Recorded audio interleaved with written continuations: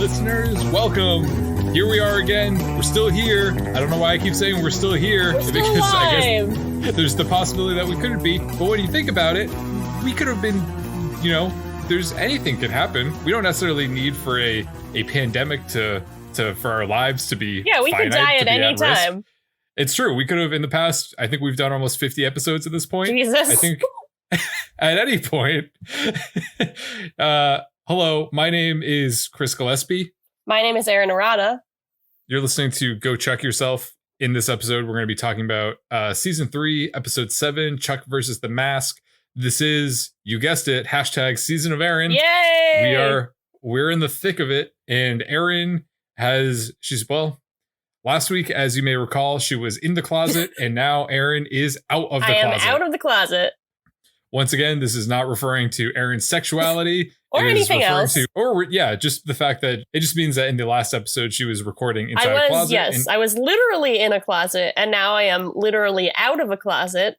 The closet I am probably 4 feet away from the closet, but the door is open, and I am sitting in the wider room. So that's, it's very nice. There's a window open. That there wasn't a window in the closet. Why would you have a window in a closet? So that's nice. It's very fresh. I don't have any food immediately by me, but that's okay because I am now allowed to go to the kitchen. Ooh, maybe next week you'll be in the kitchen, perhaps? Are you saying that women belong in the kitchen, Chris? That's not what I was saying at all. Oh, I'm strongly suggesting that you go to the kitchen because I think you would do very well in the kitchen, Erin.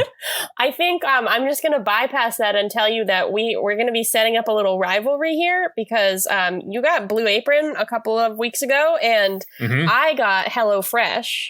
So I had a HelloFresh meal last night and it was delicious. It was not free and it was not an accidental delivery. We did ask for it, but it was very good.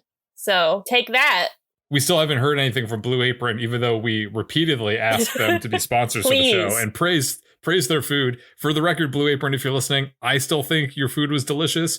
Maybe you will just sponsor me. Maybe that's something you'd consider. I can't guarantee that Erin won't also be advertising HelloFresh on her end. So if you feel like advertising in a podcast that also immediately or that also advertises one of your immediate competitors, then this could be the space for you. Yes, that's a marketing technique that they probably haven't tried before. So it might not hurt them. Might be something to try. HelloFresh, if you want to sponsor us, I'd be happy about that. I had some bruschetta chicken last night. It was really good. It was fresh. I smelled the basil and I said, damn, this is fresh. That's the motto of HelloFresh. Damn, this is fresh. Damn, this is fresh. Erin, can we have a sidebar real quick? Yeah, Can I talk to you? Okay. Before I ate the Blue Apron box that got delivered, we had also intentionally ordered HelloFresh. Oh, okay. And it was very good. But I just feel like I was talking a big game about Blue Apron, and I just kind of feel like I need to sort of see that through. Okay. But so if I say anything bad about, HelloFresh, I don't want you to think that I really mean it because I think it's also great. Okay.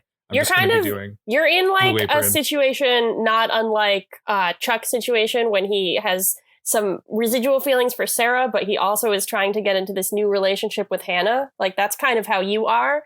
And Sarah, I guess, would be HelloFresh in this case. I would be Shaw because I am embracing HelloFresh and or Sarah into my life and not, I guess Shaw doesn't really have any relationship with Hannah. I don't think they've met, but I don't have any relationship with Blue Apron. So this metaphor really works. It's really good. Don't think about it too hard. It's really good. Just like Blue Apron. It's really good. Don't think about it too hard. Blue Apron. Great. Okay. So, I guess I'll lead the way. Much like, myself getting out of the closet. This isn't going to work as a transition, but keep it in. Okay. Well, let me, you're ready to drop into this episode just like Shaw is ready to drop into a museum that's vault. Really good. Thank you. This is why we work together. So we start with a masked Shaw. I don't know. Do you think it was supposed to be that we didn't know it was him? Because they kind of make a big deal out of when he takes his mask off. But I knew it was him. I did not know it was him, and I was very surprised. Well, you're always with the ninjas, so he kind of had like that kind of mask on. So I see how you were confused, but I would recognize those eyes anywhere. So he's breaking into an art museum to steal some kind of golden mask. He's on one of those, I called it a zip line. I don't know if it's actually called a zip line, but like one of those things that lowers you into a room, kind of like in Mission Impossible. Everything is going well until there's a very like Final Destination type twist where a screw comes loose from a ventilation shaft and it falls onto the floor, setting off the motion detectors. The room locks down and begins losing oxygen, so Shaw calls Casey to say he hopes the intersect isn't busy. I have two questions here. One is that I don't know why Chuck needs, like, if they needed Chuck so much, I don't know why Chuck wasn't there. And I also don't know, like, I guess the implication is that it's like a computer thing that Chuck needs to hack or something. But like, I don't know why they need Chuck specifically. I don't know why Casey can't do it. Also, is this how museum security works? Like they have a room that just like loses oxygen so that if someone breaks in, they die? Like, is that a thing? I don't know. I feel like they would have vents, or I feel like there must be some things that they keep in a vacuum, right? For preservation. I guess. But like, it seems like as a security method, it doesn't really make sense. It seems pretty harsh. Yeah. Because you're like, if you break in and try to steal this, or like if you get locked in here for some reason, the punishment is death. We don't give you a trial. You're dead. You're going to choke. You're not going to be able to breathe any air because we're going to remove the air out of the room. And there also seem to be like no other people who work in this museum other than the guard who says he doesn't know how computers work. I mean, the curator. So like, I don't know why they have this system. It doesn't make sense. But there were no security guards that come to check out the intruder stop the intruder. It's just like death is the one solution. Yes. So that came out wrong, but in this case, according to whoever developed the system, death is the one solution. Not according to us. We don't support that. No, Blue Apron does not support that either. I don't know about HelloFresh, but I have good feelings about HelloFresh. So as it turns out, Chuck is very much not busy because he's at the Buy More, and when he's there, he's never working. He's flirting, sort of, with Hannah, who convinces him to take her on his next home install. As Chuck agrees, Sarah walks in. Chuck excuses himself from Hannah as Sarah tells him that he needs to come with her and save Shaw from certain death, because death is the only option. Meanwhile, Hannah asks Morgan who Sarah is, and Morgan explains that she's Chuck's evil ex. Chuck tells Morgan and Hannah that there's a nerd herd emergency and he's got to run. Morgan is confused since he hasn't heard about any emergencies. Hannah runs off after Chuck. Probably like 8 hours later, Chuck arrives at a museum. I was imagining this museum is supposed to be kind of like the Getty or something, which would be a decent amount of time from where he works in Burbank, but it's a fictionalized museum. Casey explains that the museum staff don't know Shaw has been locked in the vault because Casey crashed all the security systems. Again, if he could do that, why couldn't they just teach him how to get Shaw out? I don't know. But Chuck finds a very British art curator who says he's never touched a computer in his life and begs Chuck to fix the stuff and save the art. Before Chuck can quite get started, Hannah arrives, continuing to be insane. She says, "I saw your car parked outside and came to help." And then she adds really snottily, "So what's the problem?" This was crazy. She just comes on very strong, I guess, is my point. Chuck agrees to let her help, though. I was worried that he would have to do something like unusual or spy-related in order to free Shaw, but I guess they just have to reboot the system. So Chuck and Hannah work together, which was nice to see. They're both like hackers and whatnot. They save Shaw with seconds to spare. Casey and Sarah pull Shaw back up into the vents, and Chuck and Hannah hug. The curator then hires Chuck and Hannah to attend the unveiling of the mask, which is called the Mask of Alexander, and make sure there are no more computer snafus during the unveiling. Shaw encourages Chuck to take the assignment so he can help his team steal the mask. Back at Castle, Shaw has memorized Sarah's coffee order and also gives her a straw because he noticed she likes to chew on them when she gets nervous. This reminds me of a world where both straws and takeout coffee were still readily available, and I got a little sad. When Chuck and Casey arrive, Shaw explains that he believes the ring has hidden something inside of the Mask of Alexander, so he and Sarah are going to pose as guests at a gallery opening while Chuck and Casey work behind the scenes to help steal the mask. Sarah expresses some concern about Hannah tagging along with Chuck on the mission, but Chuck promises he can handle her, and she might even help his cover. Meanwhile, Morgan and Ellie have a clandestine meeting, and Morgan explains that he thinks Chuck may be in an emotional tailspin due to being hurt by Sarah. He promises Ellie he will try to find out more. So I guess they totally dropped Jeff and Lester doing anything about this. Like, I guess they didn't want to deal with that anymore. They're not in this episode. There's a cool intercut scene between Hannah and Chuck preparing for their assignment and Sarah and Shaw preparing for their mission. It ends with Shaw asking Sarah about their cover as a couple, somewhat flirtily, which word tells me is not a word. He asks her how many dates they should pretend to have been on and whether or not they've slept together. Sarah says definitely not. Once they're at the museum, Shaw continues to push boundaries. When Sarah asks him not to touch her, which is pretty reasonable, he says, just because we haven't slept together doesn't mean we have to act like it's a middle school dance. He then tells her camera positions while, whispering in her ear and kissing her neck. And I don't know about you, I was very uncomfortable. They set out to, I think they make it seem like PDA in this case is going to help them blend in. Yeah. But I feel like the kind of PDA they were doing actually makes them stand out more than anything. No, if I was there, I'd be like, Jesus, you're at a museum. No one else is doing that. If this was at, the premiere's party or something, that would be one thing. Because, everybody's dancing. It's a little sexy and everything. But, here it's weird.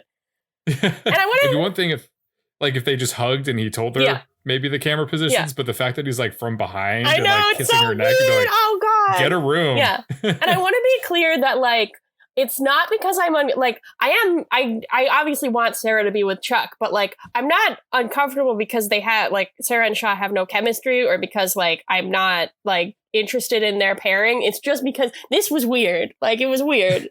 I didn't like it. Back in the computer room, Hannah tells Chuck that the reason she took the Buy More job was because she likes him. So I know you were confused about that, Chris, but now we have it straight from Hannah's mouth. Speaking of her mouth, she kisses Chuck, but the moment is interrupted when Hannah opens her eyes for some reason and sees Sarah on the security camera. She asks Chuck if he and Sarah are really done, since Sarah seems to be there specifically to make him jealous with her ridiculously good-looking date. Chuck says, yeah, if you're into that Superman-y kind of guy, which I thought was really funny because it's a reference to her, Kristen Kruk, and also Brandon Routh, their past roles, because they're both either are Superman or were into Superman. It was just a funny little reference from our good friends at Chuck. I guess it's kind of weird that Sarah is at the opening, but I don't know why Hannah assumes that means things aren't over with her and Chuck. It could just be a coincidence. I don't know why. How would Sarah even know that Chuck is there watching the security footage? Why would she be making him jealous that way? That's weird. But I don't know. That's Hannah's assumption. And it's true. It's true, but she immediately jumps to it being Chuck's fault that his ex-girlfriend's there, which is kind of a weird assumption to make. Although, as you just said, it is true. Yes. She does not know why it's true. Yeah. So Chuck flashes on someone else on the security footage who's a guy named, I kept calling him Vasily, but it's Vasilis. He rushes out into the party to warn Sarah and Shaw that the ring is at the party too, which is completely absurd. Again, this is something that, why would Chuck be out there? This would blow their cover completely.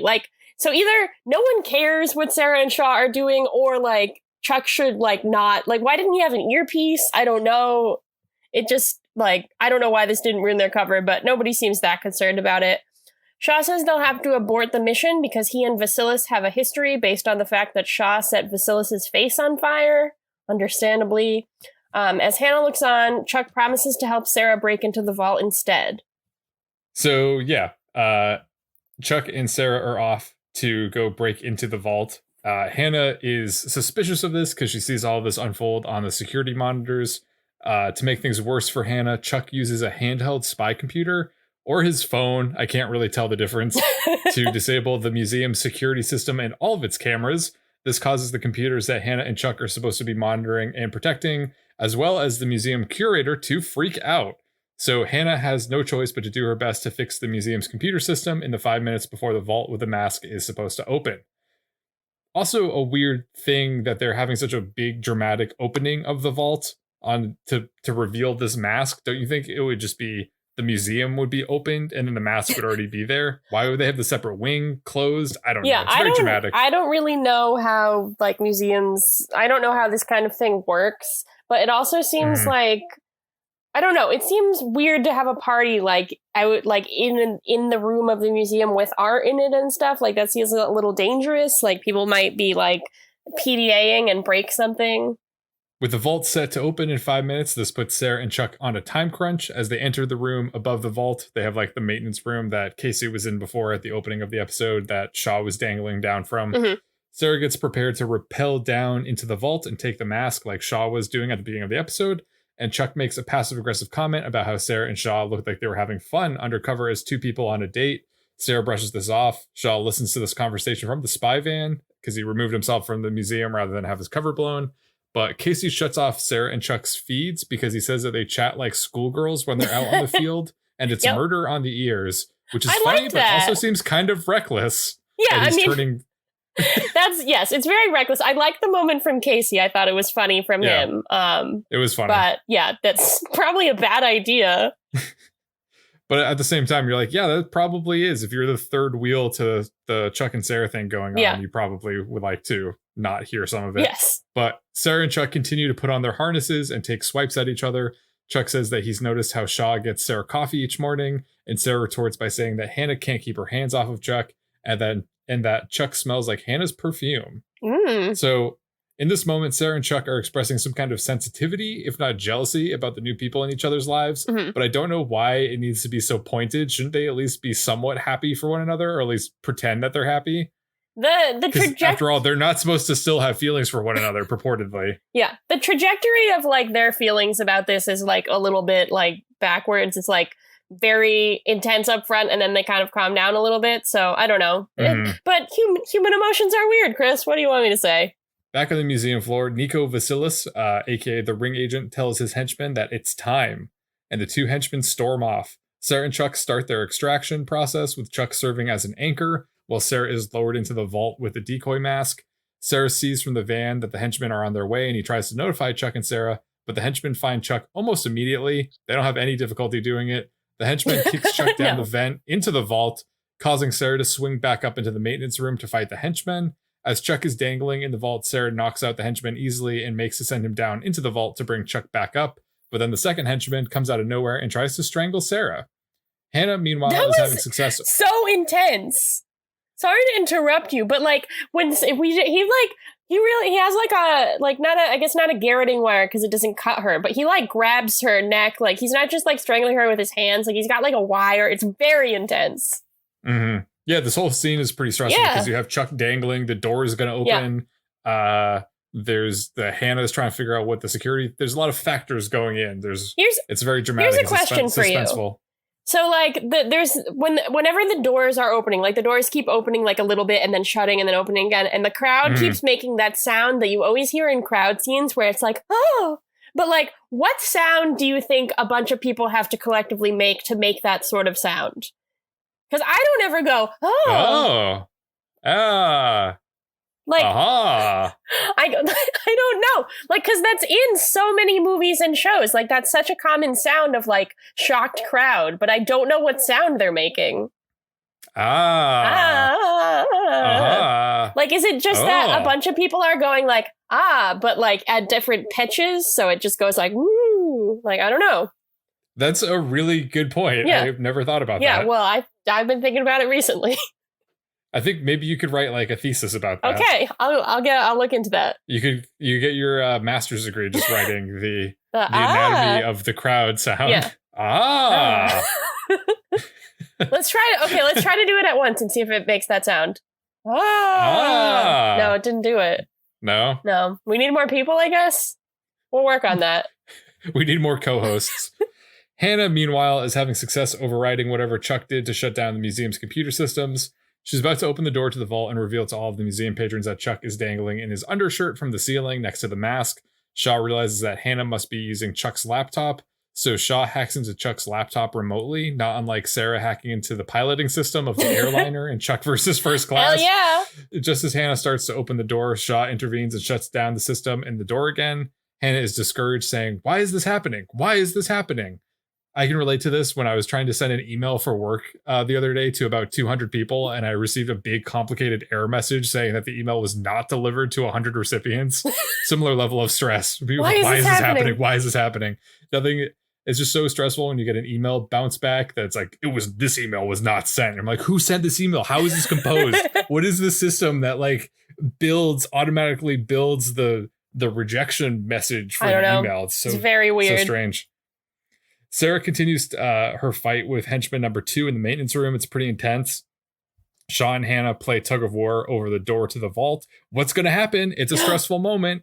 Eventually, Sarah knocks out henchman number 2. Chuck, still dangling, grabs the mask of Alexandria, and Sarah drops the decoy mask down to him, and he's able to put it in place right before Hannah finally succeeds in severing her remote connection with Shaw and opening the doors to the vault once and for all. Sarah pulls Chuck back up into the maintenance room seconds before the art patrons come pouring into the vault. Hannah breathes a sigh of relief. My note here is Sarah is so strong. And then my next note is this is a good episode for arms.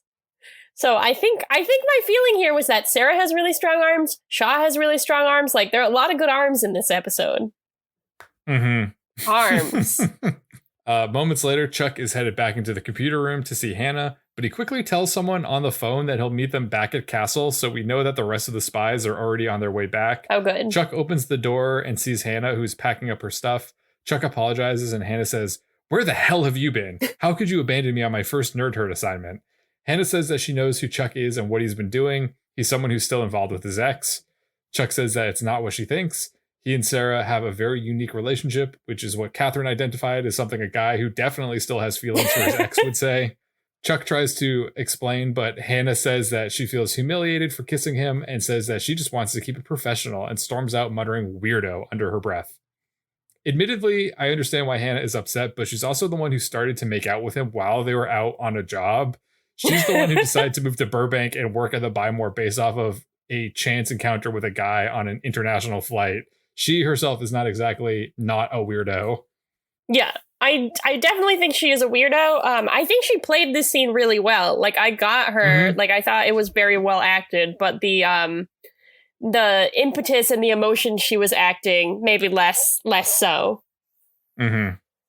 Yes, very well said. The following morning, Morgan is eating his cereal and reading a comic book newspaper. Did you know what? Could you identify what this was? No, I didn't. I did not. I was like, is that just like the funny section or the funny pages of the newspaper? I'm like, no, the whole thing is like a comic book. Either option seems on brand for Morgan. I paused basically the entire length of the episode in this time to examine what this was, and I could not figure it out.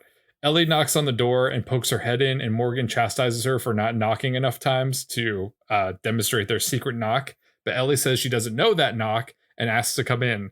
Morgan says yes, Chuck is still asleep because he came home super late from God knows where. Ellie says that she thought Chuck was at work, and Morgan says that he did too, until he got an angry call from the museum saying that Chuck bailed on Hannah during the job.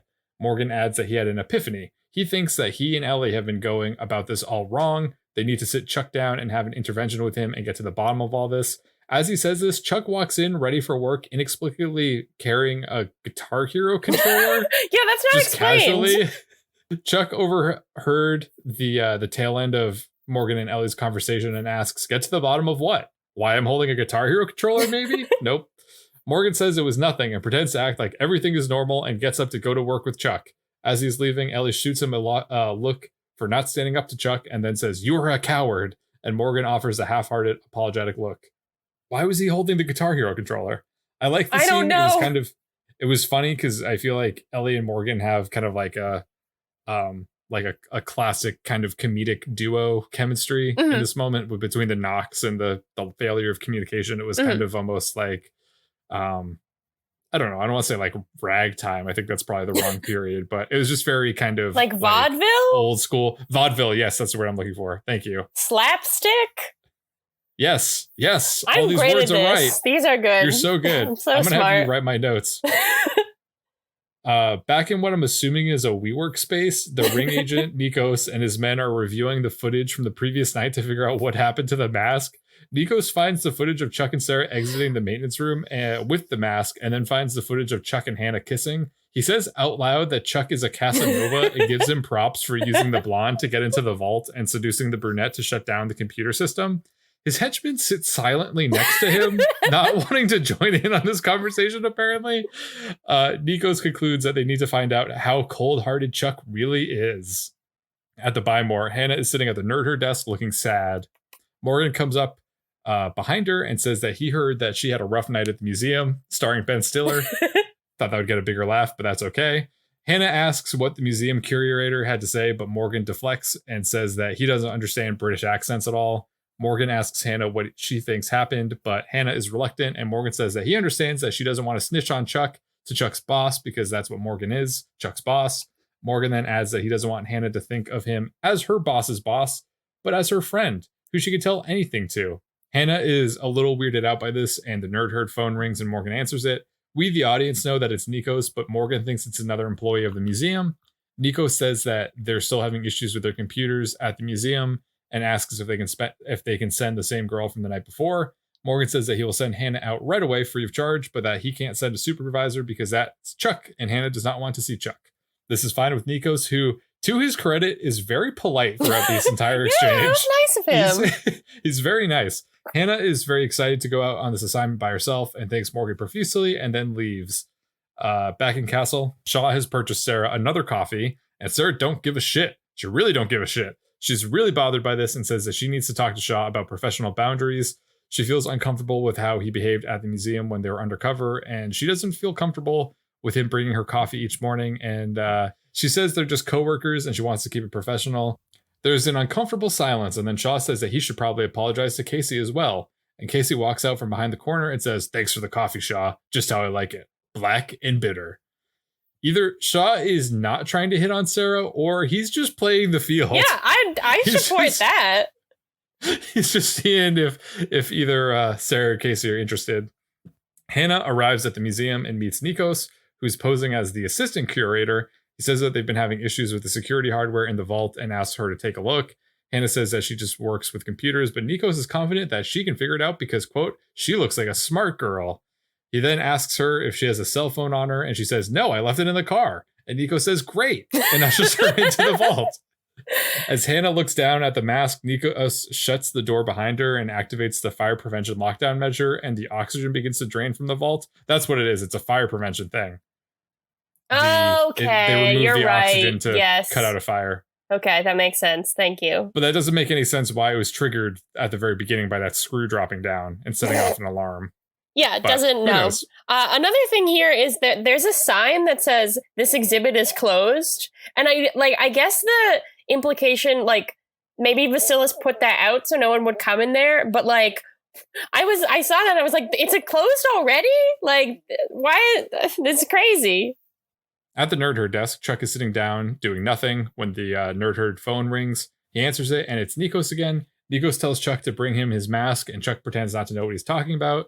Nikos clarifies that he wants his mask back or he will kill Chuck's girlfriend. And Chuck's all like, which one? Am I right? Nice. Chuck doesn't actually ask Nikos this, but instead asks Morgan where Hannah is, and Morgan tells him that she's back at the museum. Chuck panics a bit and tells Nikos that he doesn't have a girlfriend, which, not sure if this is the best time for the label discussion, Chuck.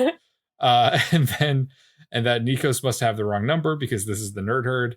Nikos tells him that if he wants to see Hannah alive again, he will bring him the mask within 50 minutes. Chuck hangs up and runs out of the Buy More, and Morgan tries to follow him and confront Chuck all about all of his weird behavior, but Chuck disappears into a trap door in the home theater room. In Castle, Sarah and Shaw are investigating the Mask of Alexandria, looking for the secret ring component. When Chuck calls Sarah, despite just being down the hall in Castle, Chuck tries to tell her what's going on, but Sarah tells Chuck to stay away from the main area of Castle because they think the mask is actually some kind of weapon. And as she says this, a canister rolls out of the base of the mask and releases some kind of like fumes into the air, causing Sarah and Shaw to start choking.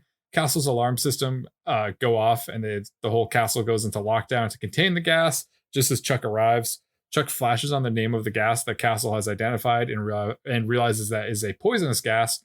That's only cure is a special counter agent that must be inhaled within an hour of breathing the gas.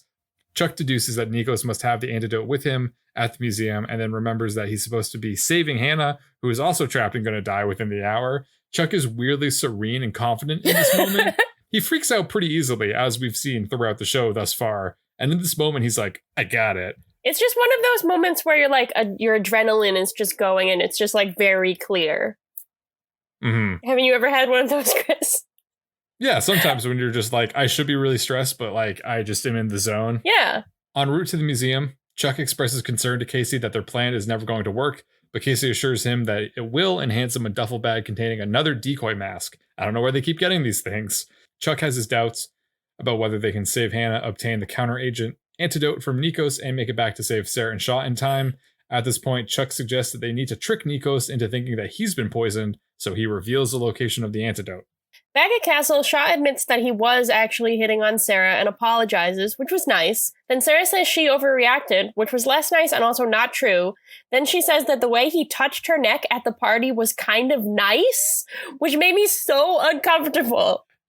It's like, I can chalk it up to like they're dying from poison gas. That's the only explanation for this, because it was uncomfortable. I didn't like it. What, that she liked being touched? I don't like how she said it. I don't know. I know it's awkward, like admitting your like feelings for someone, but it was a little weird. Somehow this part was a little bit confusing, but I guess Castle has some kind of system that like contained the poison and cleaned the room. So like the room was okay, but like Sarah and Shaw have still been poisoned. Like they breathed it in, so their bodies aren't okay.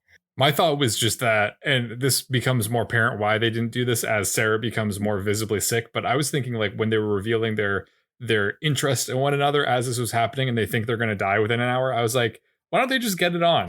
You know? I thought they were gonna die, yeah. And you're trapped with like a sexy person. You're like, yeah, screw it. Why not? I'm going to be dead in an hour. Why not? Let's go out having some fun. Yeah. So that doesn't happen, and Castle smart houses and cleans the room. And not a second too soon, because Sarah immediately passes out. Shaw uses a gun to shoot through the window. I don't know why he didn't just open the doors. Like, I don't know. It seems like if the room was clean, Castle would have opened the doors, but Shaw had to be really cool and just like shoot it. The door breaks. Shaw carries Sarah out of the room on his back, presumably to follow Chuck to the museum. Meanwhile, Chuck walks into the museum wearing a backpack, and 3 guards come out with guns to tell him backpacks are not allowed in museums. You have to code check that.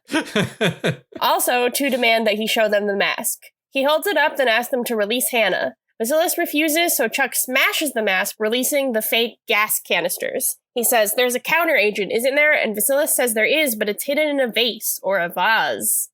They begin smashing the countless priceless artifacts in the room, looking for the right vase, until Chuck flashes on one, smashes it over Vasilis' head, and takes out I said vial, but I guess it's like a canister. It's something you breathe in. It's like a little inhaler. Meanwhile, in the vault, Hannah runs out of oxygen and passes out. Casey is going to bomb the doors, but Chuck tells him to wait and takes off. Casey is mad that he's never allowed to blow things up. Chuck gives the counteragent to Casey to drive back to Castle, despite the fact that they both know there's not enough time to get it there.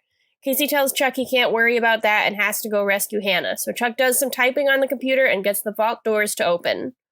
I wonder here, like, if you've been... I don't know how it would feel if a room was, like, slowly... if the oxygen was slowly taken out of the room, like... Mm-hmm. But I feel like it's bad if you're totally without oxygen for long enough to pass out. So I feel like it seems unlikely that she would just immediately wake up and be fine. But this is TV, so that it's fine. Casey runs out and right into Shaw and Sarah, who have made it to the museum in time. They take the counteragent, then exhaustedly cuddle amidst the ruins of the smashed vases. As he's running to get Hannah, Chuck sees Shaw and Sarah cuddling and has a moment of sadness. But then he goes to Hannah and wakes her up, explaining that she got trapped in the vault. She says, "I could have died in here. You saved my life." He starts to apologize for acting weird when she kissed him, but she says to forget it, so I guess all is forgiven. There's a pretty cool shot here that I'm not sure makes sense spatially, but we see both of these crazy couples cuddling on the floor at once. It's like from behind Shaw and Sarah. I thought that was cool. Then Vasilis steps out from behind a bust. He sees Shaw's face, and there's some sinister music. Ooh. Back at Castle, Shaw congratulates Chuck on a job well done. Chuck says he's just happy to be part of a great team, but this prompts everyone to agree that having a team is actually Chuck's training wheels, and eventually he's going to have to start working autonomously. Chuck is a bit sad about this, so Sarah checks in on him privately. She says she's been holding him back, and not just professionally, which prompts a conversation about Hannah and Shaw, respectively. Chuck says if he's going to have to see Sarah with anyone, he's glad it's a hero. Sarah says she has a type, which I thought was so sweet, because, like, Chuck's also a hero. Isn't that nice? Oh, I thought she was referring to Bryce. Oh, I mean, that too. I mean, she does have a type. I miss Bryce.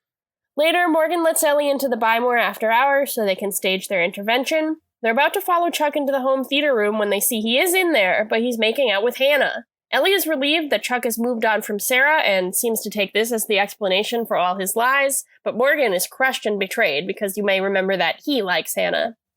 I was obviously in a very certain mindset when I was watching this episode, but because it's kind of nice when they see Hannah and Chuck making out but I was like, what if, because they thought they were alone in the store, which weird that they were there anyways, but what if they were doing something more than that and they're just like, they could have been anything could have been happening. Just doing something just raunchy, just something X-rated, and Ellie and Morgan just pull the curtain away and they just see something that just is so graphic and disturbing that they're like, oh God. That was pretty upsetting. And then they can never look Chuck in the eyes for the rest of the show. So we cut between Morgan being sad and Chuck and Hannah getting not as hot as Chris expected, but still pretty hot and heavy on the couch at their job, which might I add, Chuck knows that Morgan and Anna also got hot and heavy on that couch, and also customers use it. Like, I don't know, maybe that's part of the turn on. I don't want to judge him, but like, it's weird. Also, Shaw gives Sarah a massage, which again made me uncomfortable. I did they're two consenting adults at this point, but I'm not really into massages. Like, I mean, I'm into getting them. I'm not into like watching other people get them. Some people are. I guess Some that's people not are that into weird. watching other people get massages. Yeah, I mean, it's a thing. Yeah. I'm not judging that. It's not. I don't mean that is weird, but I feel weird about myself doing it. I got flack when we did our episode about when Chuck and Sarah were hooking up. And I was like, this makes me feel weird. But now this episode, you're like, I don't know how I feel about Sarah and Shaw. I feel weird about every display of affection in this episode. Well, once we get to the next episode, I'll change my tune. So don't worry. Oh, okay. Sounds good. So Sarah says that it's dangerous for her and Shaw to be together, but he says he's the safest guy in the world, which I don't. Who do you think the actual safest guy in the world is? Let's have this conversation now. Well, I don't think he's no longer with us, but I would say Mr. Rogers. Oh yeah, he's very safe. Do you think it means Shaw is saying like he is a safe person, or that he is in a state of being safe? I would say more that he has the ability to provide safety as opposed to he is physically like safe from harm. But I feel like if you if you were a man, because you have to be a guy in this scenario, and you lived in a castle that had a moat around it, and no one could get to you, and also you had like padded walls. I don't know, like no one is safe, Chris. No one is safe. Anybody could die at any time. That's my takeaway. We cut to Vasilis, who's meeting with the League of Shadows. Is that what it's called? The League of Shadows. Is that from Batman? I think that's the Batman, and it looks exactly like this. So they're like in a dark room, and you can't see their faces, and they all have distorted voices. That's the League of Shadows, right? I have no idea. I'll ask someone else. I'll ask Morgan, because he has that comic book newspaper. It's a bunch of faceless silhouette people in a dark warehouse. Vasilis tells them that he's sure he saw Shaw. I can't say that. Vasilis tells them that he's sure he saw Shaw. Quite a tongue twister. Then he at the seashore. He asks what they're going to do to Shaw. A man with a distorted voice says, "The same thing I'm going to do to you." I don't know why I had that accent. Then a hand with a gun comes out of the shadows and shoots Vasilis. We zoom out on the big ring behind the League of Shadows' heads, and that's the end. I guess that's the ring. So the ring is not like the ring is like one of these organizations. It's not like they're just faceless people. Maybe I just have telecommunications on mind, but why would an evil multinational crime syndicate make someone meet them in person to debrief them and then kill them? And why are they all also meeting in person? Isn't it safer that they're all, if they're separated in different spaces? Because what if someone just found this one location and got all of them at the same time? It's villain rules. It just doesn't make any sense. Yeah, and why would they even make him come in to be debriefed? Wouldn't they just get that info from him some other way and then have like an assassin kill him? I don't know. It's just dramatic. It's a spy thing, Chris. I guess so. It's a spy thing. Yep. It's a spy thing. You wouldn't understand. Chuck versus the Mask. Surprised that we haven't made any allusions to the Jim Carrey movie. I was waiting for the right time and it just didn't come. Oh, I thought you were going to turn that into an allusion to the Mask. Somebody stop me. No one is stopping you. I was asking you to start. I'm sorry. Yeah. Chuck versus the Mask. Beckman wasn't in this episode. No, she wasn't. Neither was. She wasn't in. Big Mike. Morgan? No. Morgan was in this one, obviously. Big Mike was again absent. I didn't see Jeff and Lester either. Did you see them? We didn't talk about them at all. No, I don't think we saw them. If it was forgettable. Sorry, Jeff and Lester. For anyone who's interested, this is the House of the Book at the American Jewish University in Simi Valley, California, which is 40 minutes away from me. That's the exterior of the museum. Yes, the exterior of the museum. Yeah. It has been used for, according to IMDb, many movies and TV shows, including the cult headquarters of The Mentalist, or in an episode of The Mentalist, I guess. And also, you may be interested, Chris, it is the command center in Mighty Morphin Power Rangers. Why would that be of interest to me? I just thought it was pretty interesting. You made it sound like it would be something that I specifically would be interested in. I thought you specifically would find that interesting. I don't think we've ever spoken about Power Rangers at all. Were you also not allowed to watch it because it was too violent? Yeah, me too. I was also not allowed to watch it. This whole time I've been trying to figure out, like, what is this indelible bond that we have between us? But it's because we grew up not watching the Power Rangers. Yes. Now we know. I don't think we really missed out, because, like, as being a little bit older than seeing it, I was like, this is kind of dumb. I like the part with the giant robots, though. I will concede are pretty sweet. They, I loved when... Can they turn into dinosaurs? Are dinosaurs involved? Yeah, there's that one, because I think they have from my understanding of Power Rangers, each season they have like a shtick, a thing. Okay. And I think the one that was like on when we were of age was like a dinosaur related thing. And each one of the Power Rangers had their own giant dinosaur robot. And then sometimes the giant dinosaur robots it sounds like I know a lot about Power Rangers. I have never seen it. But then all the giant robots would turn into one big robot. Yes, okay, I know that's how they would do like the thing. Well, it does actually sound like this was something that you would have been interested in. So I think I was correct. Yeah, maybe I'm just really primed for a late in life deep dive into Power Rangers. So. Maybe that's the next podcast. Yeah. Go Power Ranger yourself. We'll figure out a title. Oh, that sounds like a horrible, horrible idea. I mean, it sounds like a good idea. It sounds like it would suck for us.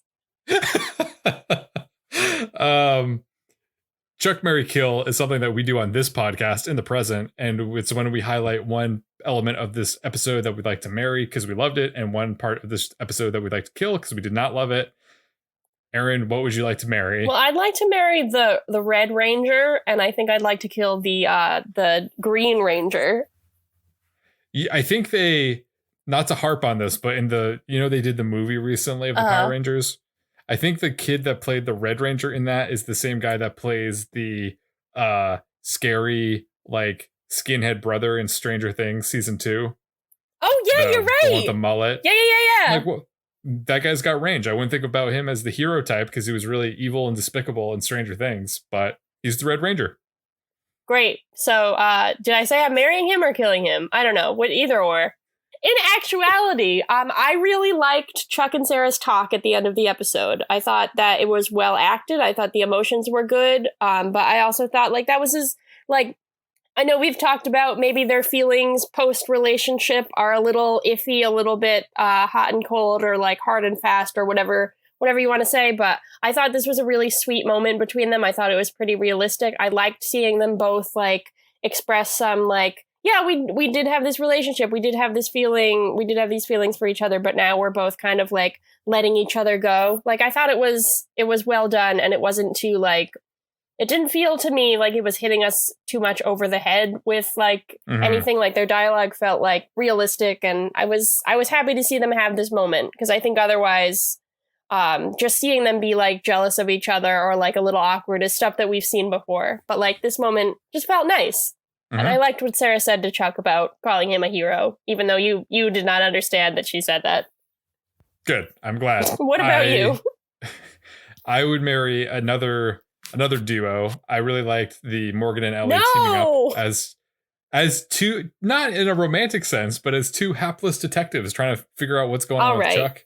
I'm glad that we have moved through the whole season 1 thing of Morgan being a creep towards Ellie, and then the like, are they trying to set up them getting together? Glad that there's no reference to that at all. They're just existing as two platonic peers trying to get to the bottom of what's going on with someone that they care about. I think they have good chemistry, and I think it was fun seeing them as comedic characters in a spot that we might typically see Jeff and Lester as like the comedic relief. Yeah, okay. It was cool getting to see Morgan and Ellie. I'm on board with this. Those muscles.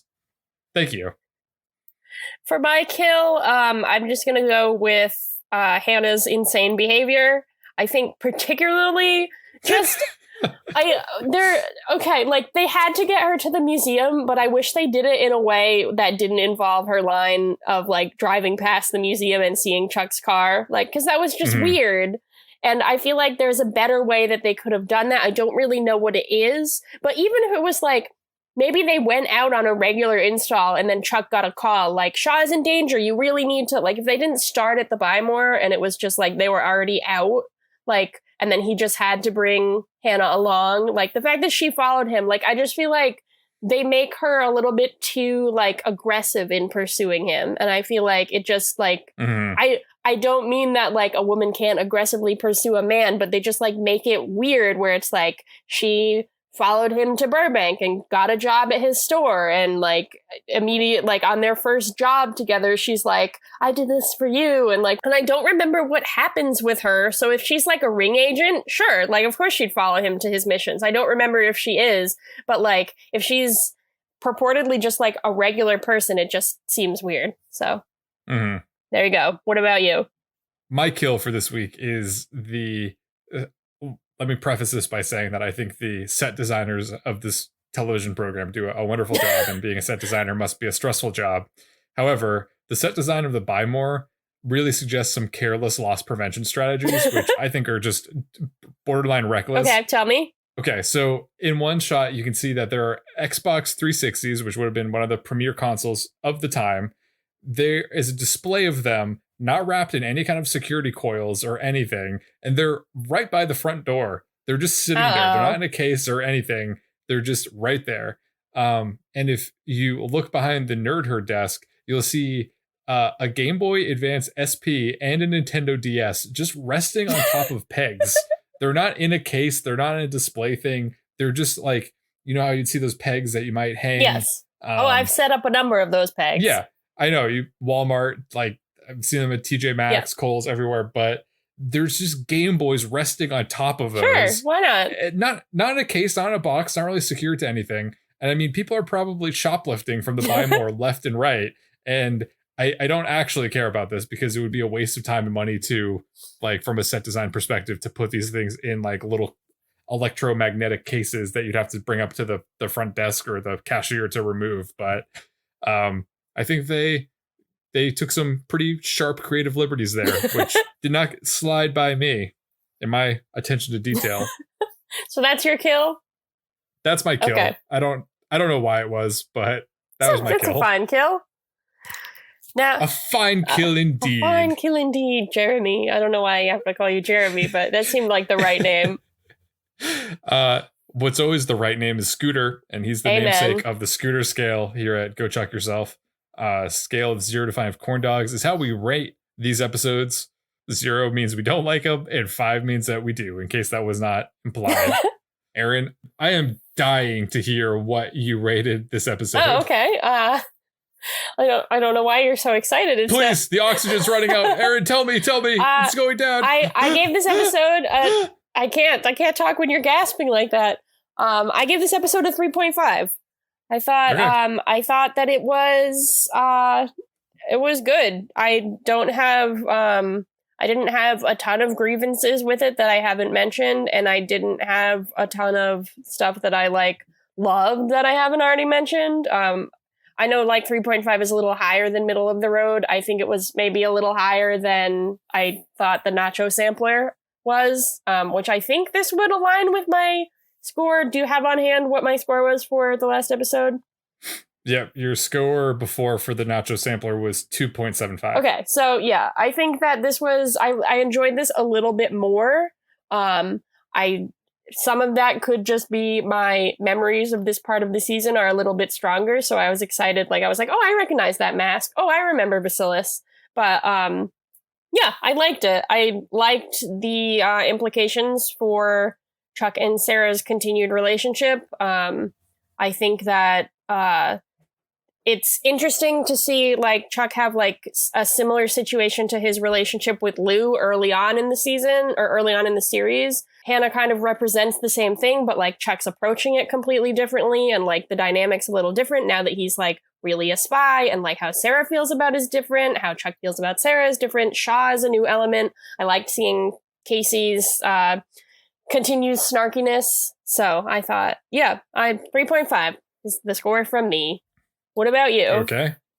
I would like to give this episode 4.5. Wow. I really enjoyed this episode. I think it had good action. I liked the arcs of Chuck and Sarah's new relationships.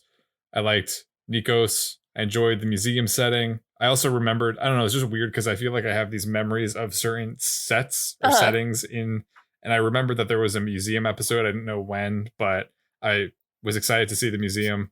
As I mentioned, I enjoyed Morgan and Ellie teaming up, and I just thought the writing and the acting all around was great, even if the set design left something to be desired. But yeah, I really like this one. Great. Yeah. So, I think that's the first time that in the season of Erin that Chris has been higher than Erin. Is that true? That is, in fact, the case. Yeah. Yeah. Great. Well, this is the season of Erin, but the episode of Chris. I really like I'm this glad. one. Now we just got to get our own versions of that mask. I wonder if they sell them somewhere. They looked pretty cheap. Once again, not to be hating on the set design, but I was like, that I don't even understand. I guess it's just kind of artifacts like that are really valuable because of the history they represent. Yeah. It's not like they're not supposed to provide any aesthetic pleasure necessarily. It's the mask. If you go to like if you see these things in the museum and you're like, oh, but you wouldn't be excited. Like I wouldn't go to an opening night to go see that thing, you know? Well, if you're like a museum person, maybe you would. There's some nice art. You're not cultured. You're not cultured. You watch Chuck, you don't go to museums. That was just right under the surface. That was been waiting to come out for a little while. I guess so. So we're gonna work out these feelings, this resentment. Erin, can we have another sidebar? Yeah. I'm just really hurt about what you said about me not being cultured, and I'd appreciate if you wouldn't laugh right now. Okay, I'm sorry. I'm being very serious, and I don't feel comfortable continuing to record this episode if you're going to be behaving like that. Okay, so I think I'm very sorry. We'll hash this out off mic. We'll figure it out. I'm confident that we will. But in the meantime, I think we should just go back, pretend like everything's good, close the episode, and go from there. Does that work for you? Yes, I think I could do that. Okay. All right. I'm gonna go back to the listener. Okay. Now. Okay. All right. And now that was another great, wonderful, happy episode of Chuck. Thank you for listening. Everything is great here. Erin and I are solid. I know. I love my co-host Chris so much. He is just a very strong, talented, intelligent individual, and I was just so happy to be here with him. And I love my co-host Erin. She is a ray of sunlight in an otherwise dismal world. We'll see you next week for another episode of Go Chuck Yourself. Thank you for listening. It's been a pleasure. Have fun. We'll be here absolutely not having a heated conversation about our friendship. I'm Chris Gillespie reminding you that food is sexy. And I'm Erin Arata letting you know that anything is possible. Yay, we're also happy here. Everything's good. Yay, bye. Okay. I think they're gone. I think that I've done a very good job about familiarizing myself with art and history from around the world. And for you to just come out and call me uncultured, I think is just, I'm not going to mince words here. I think it's a little bitchy. Chris, okay. I think you're right. It's just, I think this whole quarantine situation has been hard on me. I think my anger has been a little bit under the surface. It's the world I'm lashing out at. It's not you. Okay.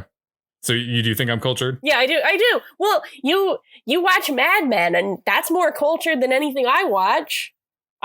You watch Mad Men, I watch The Crown. The Crown's pretty cultured, though. You're right. That's about the royal family. That's true. The Crown is kind of the Mad Men of Britain, you might say.